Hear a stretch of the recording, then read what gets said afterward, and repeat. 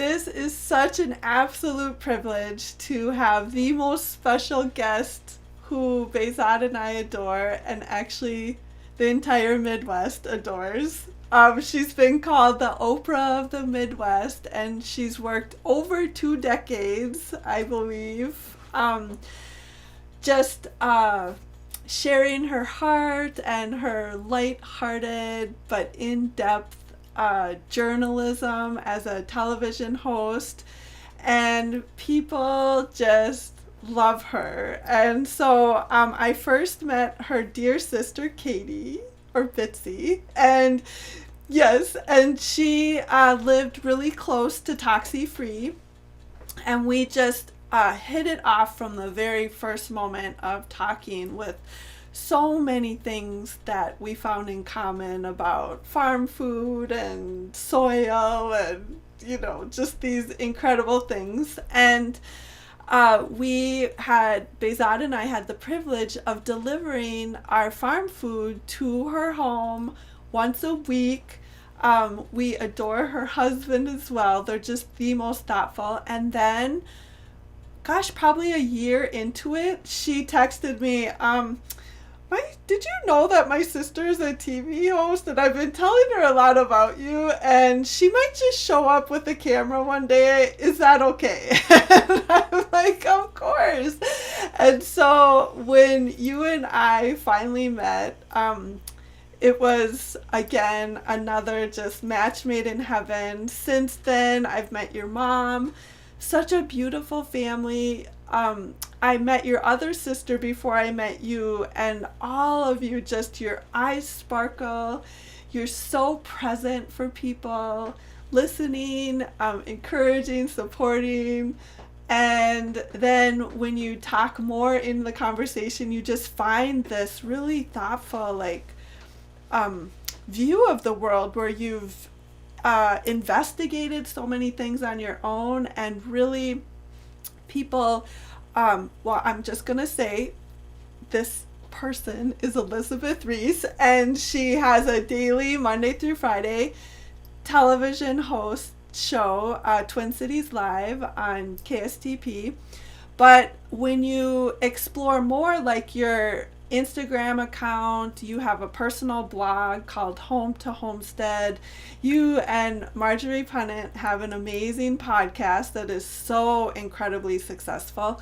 All of these things are really in place to serve and help others, like sharing your experience with growing your own food and having chickens right in the city, and just being really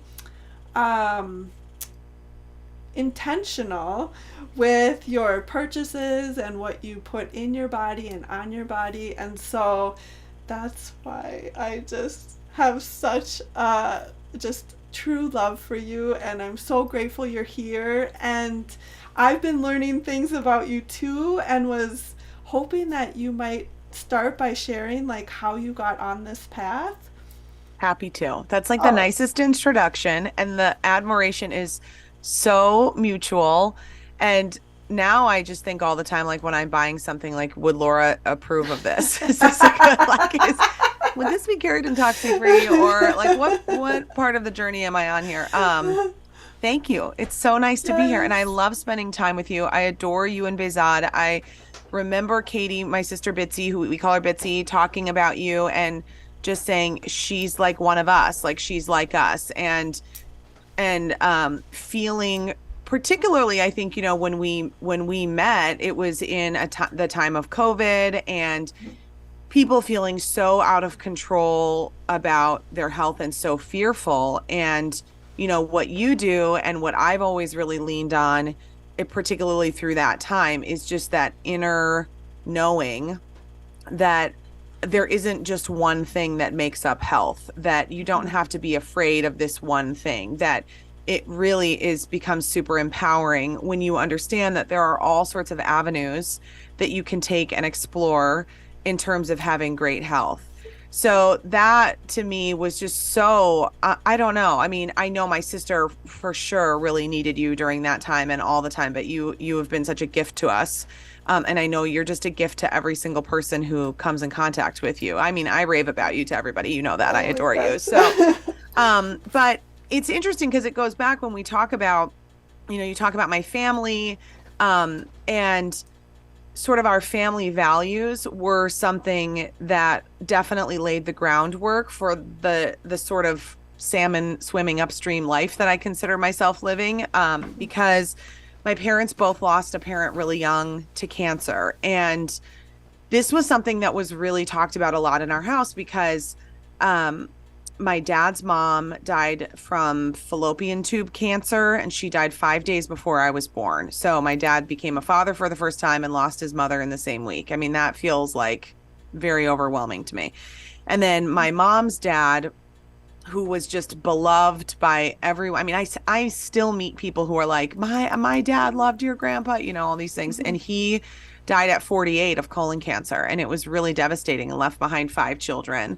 And I remember as a kid, my parents really getting into juicing. Like, this was in the 80s. And so juicing was like real hot, and juicing still is hot, Yeah. juicing is juicing. So I remember as a kid them like pulling out the juicer all the time, and they would start us on like carrot and apple, and then they would start adding ginger, and then they would start adding citrus, and then they would start adding lemon and like all these greens and things like that, until we were just like really adept at like just taking down a green juice when we were probably like 12. I mean, and that was definitely not the norm in the 80s. But at the same time, there was like a real juxtaposition, because I mean, we also had a house full of like Lucky Charms. I mean, that was the reality, and like tons of processed food. So I remember then kind of like trying to figure out that balance a little bit. I also remember my mom saying, and like, let me just be very clear that my mom was never pressured us about like our weight or like made comments about our body. But I do remember one time her saying, this is why like you got to watch what you say to your kids. I remember her saying like, you can just eat like as much white rice as you want, and you'll be like healthy and never gain weight. Isn't that funny? I remember her saying, she would be like mortified that I remember her saying that, but that was like the time, it was in the low fat era. I remember we had Yes. Snackwell's cookies in our, and it wasn't like anyone was like pressuring us to not be fat. It was just, Mm-hmm.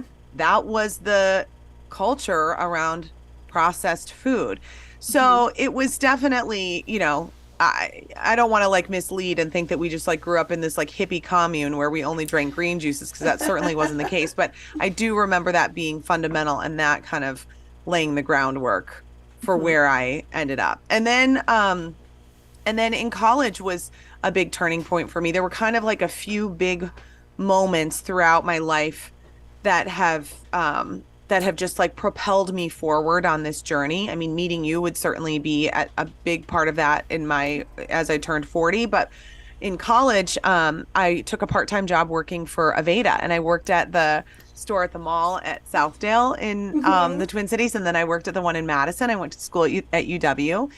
And college was like a big turning point for me with that, because um, Horst Reckelbacher, who is the founder of Aveda, an absolute visionary. I remember getting that job, and they handed you a book that you read about sort of like the values and the lifestyle. And back then it was very much like practiced what was preached. And Horst Reckelbacher's famous quote was, everything that you put in and on your body must be nutritious and safe. And Mm-hmm. so that was a real turning point for me as I started to learn about, oh, wow, like what we put on our bodies mattered. His big thing. And when I met him years later, we ended up becoming very good friends. My husband and I actually got married on his property, at his home in Osceola, Wisconsin. So he became like a surrogate grandfather to me. But then I didn't know him at all. I just like worked at the mall, but I remember later when I met him talking about lipstick being like such a huge thing. And if you could change one product that you put on a daily basis, if Mm-hmm. you could just change the lipstick, that you would transform. You'd begin to transform, because we consume so much of our lipstick, or like Mm-hmm. lip balms, any of our lip products, but particularly women wear it more than men. And then we end up consuming it. And that all of that is going right into our bodies. And particularly when you think about like what's the color, like what is in the color. I'm Mm-hmm. like, oh gosh, I know. Um, I actually just switched out my coworker was using like regular chapstick and I was like, okay, this isn't gonna work for us. So I brought him a Dr. Bronner's one. Like, changed it out for him. That is so sweet. I Oh my know. gosh. Um, yeah, So so those what were a couple big moments. um so what I'm thinking about, which is so incredible for you, was that your parents were somehow connecting the food. Like they were bringing in this juicing when Hmm. they didn't see it anywhere Hmm. as like preventative or something that was connected to the pain of losing a parent so young.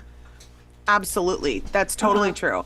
And I remember even conversations about, I remember us reading like I think my parents bought us a book on the Gerson Clinic, which, is in Germany and in Mexico and has a completely like revolutionary, very alternative cancer treatment protocol.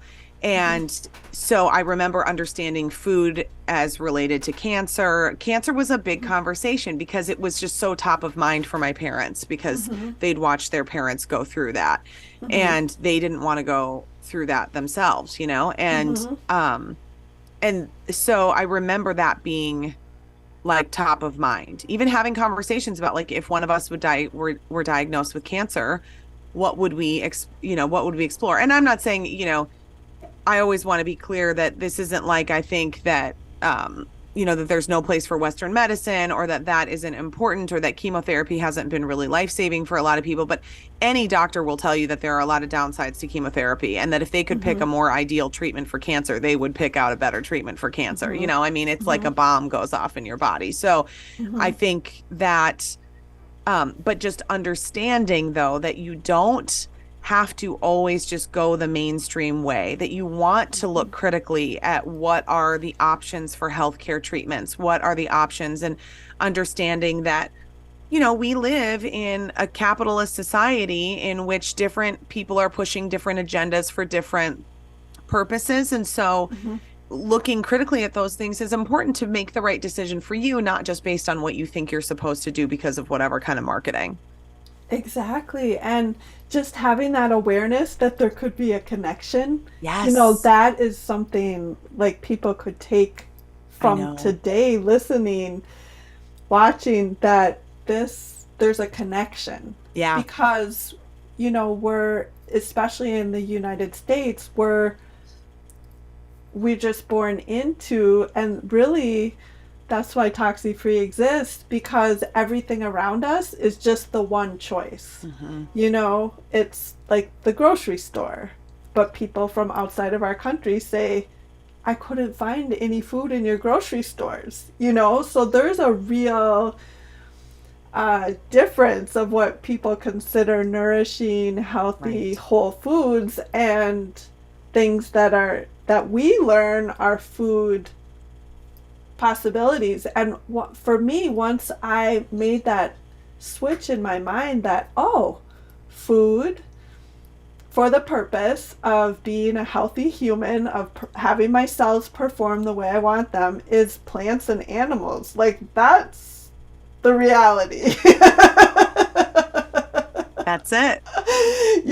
And that's hard to find Hmm. in the US. I know it's hard and it's hard on a daily basis. And it's like, I think too, it gets tricky because food isn't just fuel, right? I mean, food Mm-hmm. is about emotions and connection and traditions and celebrations and and sorrow. I mean, everything involving like everything that we go through in our life, we have certain foods that we consume at those certain times. I mean, that is all Mm-hmm. steeped so deeply in tradition. And so that Yes. can be really challenging. I mean, I even remember like when I had a baby and I didn't do the smash cake where they like eat the cake, where I buy this like giant sugary cake and then you give your 1 year old, they've never had sugar before. And by the way, like the American Academy of Pediatrics, even they don't recommend any added sugar for any child under the age of 2. But then you sit there and you see these kids like crushing this cake. And I remember people feeling like, friends of mine being like, you're not doing this cake thing. Like, how are you not Mhm. doing this cake thing? And I was like, well, number one, my child she's allergic to dairy. And, Mhm. um, so, and she had eczema. And so we were not doing any sort of like any foods that were remotely inflammatory. I had Mhm. removed completely because I was nursing, and then for her too. And I did end up like, I don't know. I think for her first birthday, I think we got cake and everybody at the party ate it except for me and Bernie. And we Mhm. were the ones who were really being celebrated because I don't know if you remember, but I birthed her and then she was turning one. Like it was such it's an interesting thing. So I know it can feel hard because there was a little bit of grief with that for me. It's just Mhm. feeling like because we were going through those health challenges at that point, which I'm sure you Mhm. went through this a lot, Laura, as you were going Mhm. through like your health journey of just the grief of letting go of that this part of the celebration isn't going to be there. And it doesn't mean that it can't still be great and it can't still be great on the Yes. other side and that you find other things. But I think it's important to be okay with if you're transitioning out of things or you're making different choices to be okay with being a little bit sad about that and letting Mhm. that go because that's the reality of it. Mhm. I can't stop thinking. Have you ever read the book The Perfect Health Diet? No. Oh, it's a good one. And Oh. in there, I remember they talked about the oldest pediatrician, practicing pediatrician who was, I don't know, 103, still practicing. And then they described how she had retired then, but was celebrating her 110th birthday, something, and someone said to her, oh, why aren't you eating the cake? And she's like, well, I haven't eaten cake in 80 years. Like, this is the reason Uh, why I'm celebrating my 110th birthday. And it just was like, I think what, for me, in my personal life, I didn't ever make the connection, because just like you said, it's, well, you have to have cake at your birthday, mhm. and because that's just what you're born into, what everyone does. And I haven't for several years, and I'm like happier than I was when I would eat like a whole cake, Yeah. and so I just want to be, and that's why we're doing this, a place that people can see other choices, Mhm. because it's like you said, feeling like a salmon swimming upstream on your own, it can be like, well, I'm going to just choose this other way so that I can be with my family, or, Yeah. And that was another thing that I was really surprised. I feel lucky that I have the autoimmune disease because I do have to be diligent. But what I found was I actually enjoyed my time with my family so much more, Mhm. because when my brain used to be hijacked with those sugary, oh my gosh, I literally could eat the whole cake myself, like, but it didn't do well in my with my body. But I wasn't like, I'm really present for my people. Like, I'm not thinking about the cake and how I'm really want to eat it, but I'm going to gain weight and I shouldn't eat it, and but I want to eat it. Like, that would all go through my mind at the birthday party. Yeah. So Yeah. then I'm not really there with Oh my my gosh. family. I can so relate to that. Or even like having the cake around and then thinking about it. And then if it's gone, I don't have to eat it. And what's Yes. interesting about that, I've been thinking about that a lot because I've been really focusing even just recently, well, particularly over like the last 6 months of just really focused on getting enough protein in my body. I mean, and I know that can sound kind of like a diety, like macro counting sort of a thing, which I get, but Yeah. I did start counting my macros and like weighing how much protein I was eating because I was just thinking like I am tired. I don't know what if I'm eating the right amount, and I mean, I found that my protein intake was so low. Like some days my protein intake was like 50 grams of protein. And like that's not enough for me. That's not enough for me Mm-hmm. at this time in my life or my for my stature, for anything of that. And the once and I always thought I was like addicted to sugar. I was like, I have a sugar addiction. I like think about sugar. If I had Reese's peanut butter cups in my house, like I would always want to eat them. I think like Yeah. that's just how it is. When I started fueling my body properly and Yes. eating enough and really like, Yes. like this morning, and I've told you about, my breakfast, but like I do pasture raised eggs. And again, like Mm-hmm. everybody's different with what fits well with them, but pasture raised eggs. I do some really great sheep's or goat's milk cheese, Mm-hmm. a bunch of smoked salmon, and usually like a vegetable. Like today I did spinach, and it was just like frozen spinach that I like had thawed out and I put it in with the eggs. And Mm-hmm. I just made this big thing. I counted it up, and what I consumed was 42 grams of protein. And then I had bone broth, 16 ounces of bone broth a little bit after that. So Mm-hmm. that's about 10 grams of protein per cup. So I was at about 62 by 10 a.m. Mm-hmm.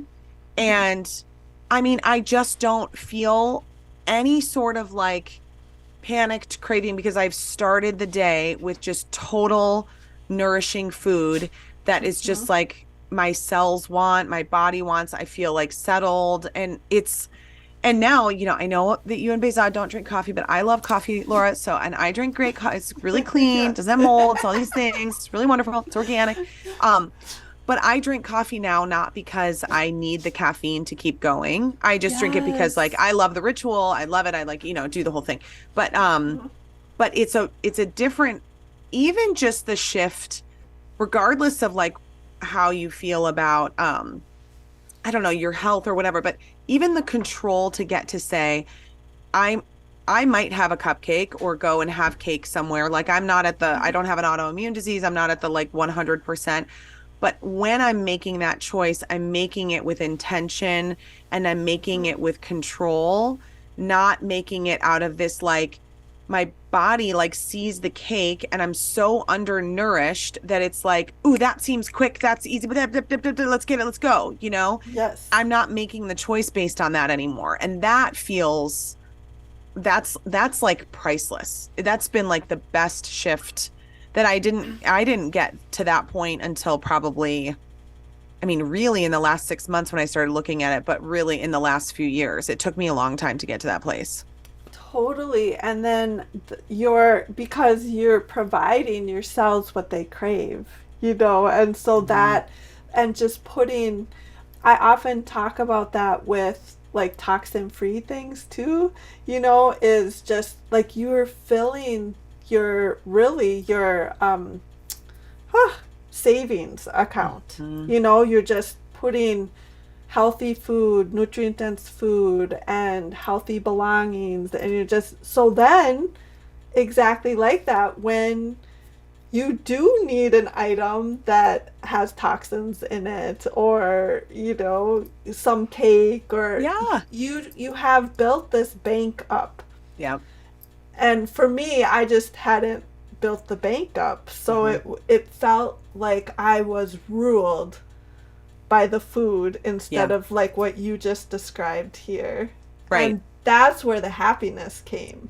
And then the other thing that I love hearing from you and reading in your most amazing blog, Home to Homestead. I love this Oh. because I had never heard anyone else say it, and I thought I was just, crazy or something. But this is another benefit, um, is the every time I did something like prepared my food, even though I didn't know how to cook, but since then I've done prepared my nutrient dense food every day.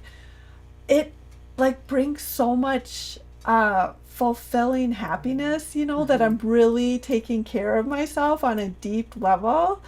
And you described the meditative quality, which I'm like, why go to a meditation class when this is so fulfilling and calming? And it's like it's an added benefit that I never knew, no one ever talked about. I still have never heard except from reading one of your blogs. Oh, So, my blog. Well, the blog, the blog started over 10 years ago and it's been through highs and lows. I mean, there's been times when I haven't posted at all. I kind of just consider it like this little place that I can always go back to. But it started with documenting how much I loved to garden and to grow things and how I really felt passionate about the title, which is Home to Homestead, which means that any home can become a homestead. You can incorporate homesteading yes. principles into any home. And when I started the blog, Jay and I lived at in a little bungalow in the middle of the city in Minneapolis. We've been Minneapolis urban residents. I grew up in a suburb, but I've lived in the city for 15 years um and consider myself like a pretty like close to the earth living being in the city. We had 0.13 of an acre and we had a garden in the backyard with raised beds. We've had chickens for over a decade. And what really happened too was I bought this house and I felt like all I was doing was like going out to work to then pay for stuff in the house. And I wanted my home to be something that was like a little bit of its own little ecosystem, that it wasn't just like this constant drain, that it was producing things. And so the garden was obviously a given, and I loved to garden before that. Every apartment I lived in, I had little pots with tomatoes growing and herbs, all those kinds of Mm-hmm. things. But then it just like continued and I continued adding things. And then I found myself with like, hundreds of worms in a bin, like eating compost, it's like all these things that you do. Um, and then the blog was about documenting that. But it's true. I mean, I think if you can find yourself loving and doing things with intention in your home and doing those like tasks and you can be present for them, then anything can be a moving meditation. So this idea of like having to sit down and kind of like on this pillow and and all that kind of stuff. I mean, I think that's great for if people are like, that is where I like really get filled up. I am like, sit on the pillow and meditate. I mean, that's Yeah. wonderful. But like my life is a little bit different than that, where I have different ways that I would like to reach that um just reach that feeling of being 100% present. And isn't that what meditation is? Meditation is a practice of being present in the moment. And that's exactly what it is. And you can find that in different ways. Cooking is a big way that I find that, which I know you do. Gardening is a huge thing. Like there's just nothing better for me than spending a little bit of time out in the garden and having my hands in the dirt and like feeling the leaves. And then like I love this sounds so weird, but I love my two favorite things in the garden are touching leaves and then smelling my fingers, which sounds like a Yes. Saturday Night No. Live sketch. Because I just like love like I just when I see like rosemary, like I just even if I'm like at a restaurant and they have herbs growing outside, like I have to touch them. I have to touch them. I Yes. have to like just have to like breathe it and I have to like wave it. And then I just love I love vining vegetables. I love snap peas. I love squash. I love, cucumbers. I love all the things because my favorite thing is to see those little tendrils come out from the Yeah. vine. And then the next day or even like an hour later, I'll go back and see that it's totally wrapped around the Oh, trellis. And then I'm like, you are amazing. You're I amazing. Like, how do you do this? How do you know? And it all comes from this one little seed. And I think gardening for me and watching plants grow, it just helps me. It helps me feel simultaneously significant and insignificant, which know. to me is like the most beautiful balance and is exactly how I want to feel. I want to feel like I am important and that I can take a tiny seed and grow it and I can provide for my family and I can enjoy my life. And at the same time, I also want to feel totally insignificant, that I am just one tiny speck of life Mm-hmm. on a giant planet that is teeming with billions and billions and billions of life forms. And so that feeling of feeling significant means that, what I do matters. And on the other hand, in the whole scheme of things, what I do doesn't matter. And it's so freeing. It's like it's the strangest juxtaposition that is always how I like to feel. And I first started feeling that when I was in the garden. And so I think I certainly couldn't articulate it when I first started feeling that. But as I've gotten older and as I've spent more time growing things, that's been important. And I just want to be clear too. I mean, I have a bigger yard now, but I don't have a massive space. Right now I have two big raised beds and that's it. I mean, this stuff all happens in a small amount of space. I don't have 100 acres out in the country. I would like that someday, but that's not what I have. And so you can accomplish that really anywhere. Yes, and the other thing too is you can accomplish it and feel completely intimidated and not knowing what you're doing. Hmm. You know? I still don't know what Like, I'm doing in the I garden. don't I'm know like, what I'm what? doing either.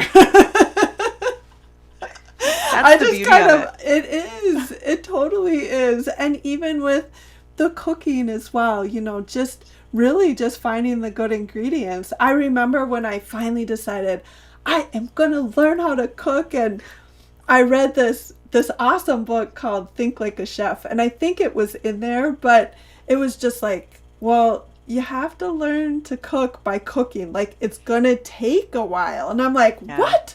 I want to know immediately how to cook. Like, I don't want to have to like wait. And really, you do. And I Hmm. had to learn and just practice and keep doing it. But it's really this, just like the food is nourishing and more delicious and fulfilling, so is taking care of yourself in that Hmm. deep way.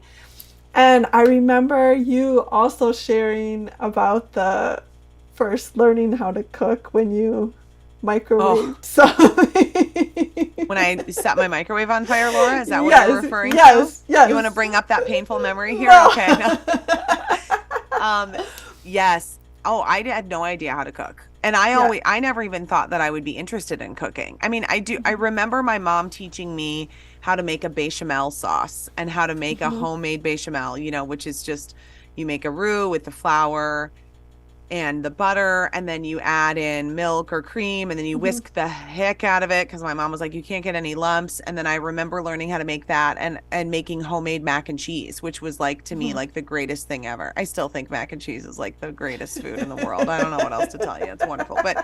Um, but that I remember learning how to make that. But I also thought like I'm going to have a job. Like I'm going to be where I don't even know if I want to have kids. Like Hmm. I'm going to be like a career person. I'm going to be like a television personality. I want to like work in a major market. I'm going to be like, this is what I'm going to prioritize. Hmm. And I do think, that's like a sign of the times. I was raised in the 80s and 90s, and my mom wasn't raised with any sort of career aspirations. It was like you could be a teacher or you could be a nurse. And I mean, those are wonderful professions, but it's Hmm. also not, wasn't like you wasn't like me where you could have 100 different options of what you wanted to Right. do as an Hmm. adult, as a woman. It was much more limited then.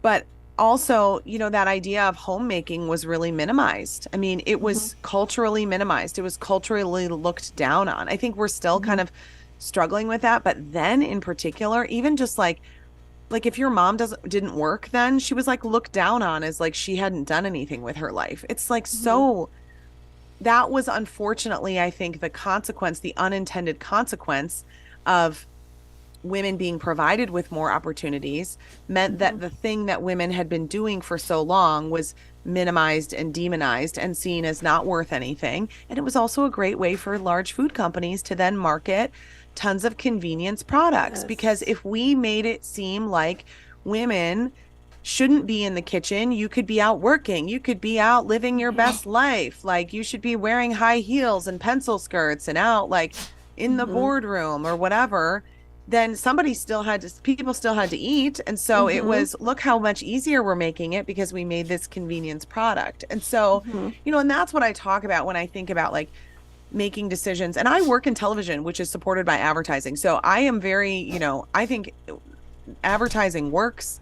It lets people know about products. I mean, I think we have a very inventive society because we're so open to new ideas and new products, but we Yes. also have to remember that there's an agenda, that someone is trying to sell you something. And so we have to be thoughtful about that. So, I think getting back to valuing, I mean, that's a lot about what we talk about on the podcast, Best to the Nest, valuing our home, valuing our time there, not even, I mean, just treasuring it and savoring it and understanding that the tasks that we complete at home are very important and are worthwhile. And any woman now will tell you that, because today we're in a situation where most American women are working outside the home and still taking on 80% of the work at the home. And then you start to go, oh, well, no wonder we all like need a therapist. We're going to crack. We got like, I mean, it's like, how do you do it all? Back then it was like, you can do it all. And then it was, oh, great, I'll do it all. Oh, wait, now I have to do it all.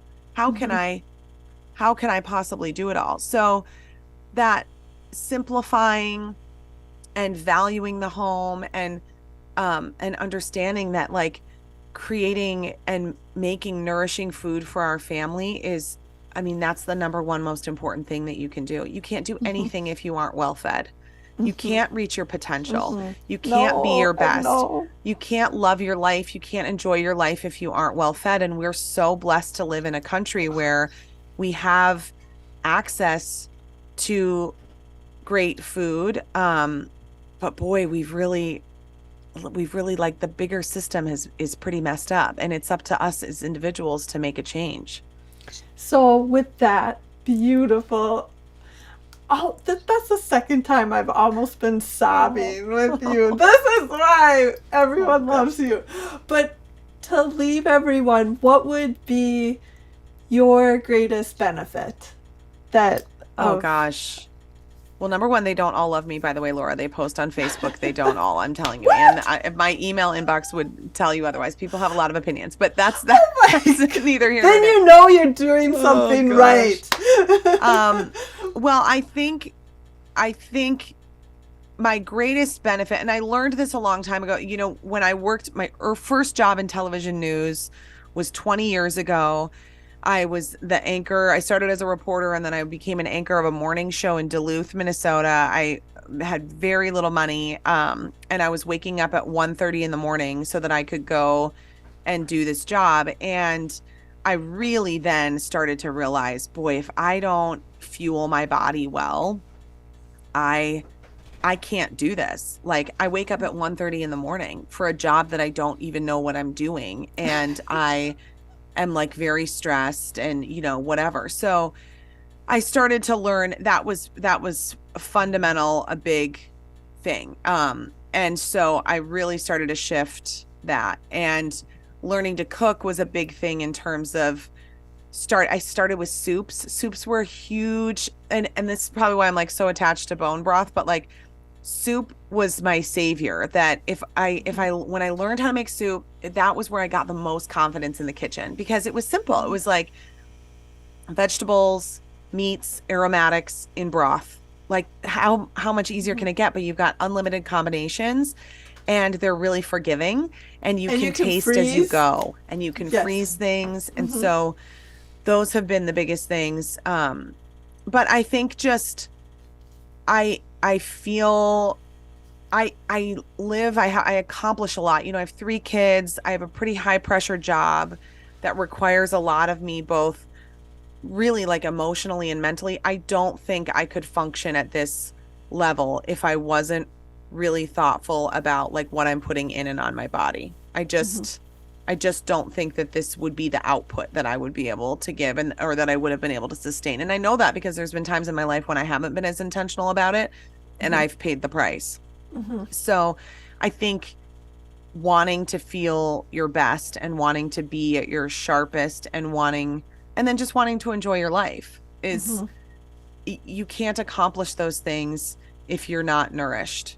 And it's fun. It's like, I'm always learning. It's really fun. I'm always learning. I'm always like firing back text messages to my sisters, and we're going, oh my gosh, look at this cool thing. Or I switched to this, or I made this recipe and we like loved it and the kids Hmm. felt so good and it was great.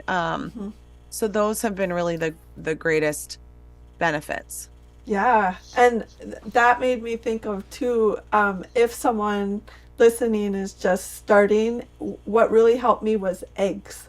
Even though I can't eat eggs, I didn't know that at the time. So now I've eliminated them just because I'm like, for my autoimmune. But at the time, like going from just eating chips or something, eggs was that was amazing because they're not as intimidating. You Hmm. know, there's so many different ways you can prepare them. You can make them into muffins and freeze them and pull them out as a fast food.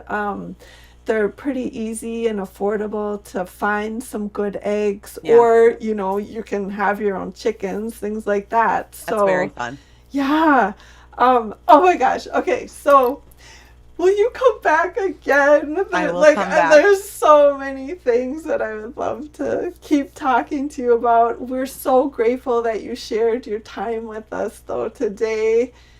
I literally was Oh, felt like sobbing. I mean, the things that you say are just really come from your experience. You can tell that you've really done this and can have felt the soaring in your own life yeah. from the benefit of nourishing yourself. It's a big deal. And I always want to remind people that, and I think you do such a great job of this because you just never, you don't, your face doesn't even reveal things. Like if you see someone using a product that you're like, oh gosh, I mean, you you don't do that to people because you can't. I never blame individuals. Like I don't blame individuals for making choices that because you're doing the best you can with what you know. And then when you Mm-hmm. know better, you figure out a way to do better. And so Mm-hmm.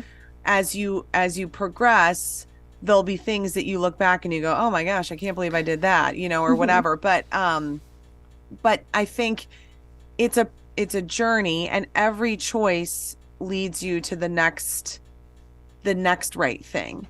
Mm-hmm. And so feeling like I encourage people who are listening to this to not feel overwhelmed and to try to not go, oh my gosh, if I can't do everything, then it's not worth it because that's not true. And if you can just start living with a little bit more intention, you will see the benefits. I mean, I just went on a girls' trip this weekend and, I had tequila with the girls and, we did these things and it's just kind of understanding what makes, but then I come back and I'm like, okay, we're going to rein it in here. And those choices, understanding what makes you feel good and what doesn't, Mm-hmm. and making the choices that you think are right for you, not based on what somebody else or even another company is telling you. Because even you, Laura, like you might say, I think this is the best way to go. And someone might say, well, I'm not ready for that yet, or Mm-hmm. that's not in my wheelhouse yet. And that's totally okay. Just listening Mm-hmm. to something like this and starting to become more aware of what you're surrounding yourself with. I will say, I Yes. do find it to be really empowering when you start to have fewer choices, when you Mm-hmm. start to look at like, okay, if here's, the list of like really great regenerative farmers. If I'm doing everything I can to buy food that's been regeneratively farmed, well, that Mm-hmm. crosses out about 98% of the stuff that's in the grocery store or that's Yes. available. So it it minimizes your choices, which might feel not great, but when you start doing it, you'll go, "Oh my gosh, look at all the freedom I have. Look at all the headspace and the mental space I have when I'm not looking in the cracker aisle at the 52 different kinds of crackers when I'm just Mm-hmm. like not looking at those as food, I'm looking at other things as food." It's Mm-hmm. incredibly empowering and it And frees up and liberating. liberating Yes. and it Yes. frees up so much time and space. And that's Mm-hmm. what's really amazing. So, Yes, and then that's like what you said. People are able to live truly their best life, their purpose, and because you can just you have the time and I know. focus, and Yeah, all of these things are distractions that we're not even aware of. I know. So, It's oh good. my Listen, and if gosh. you got me eating liver, you can get anybody eating liver because I was like really anti.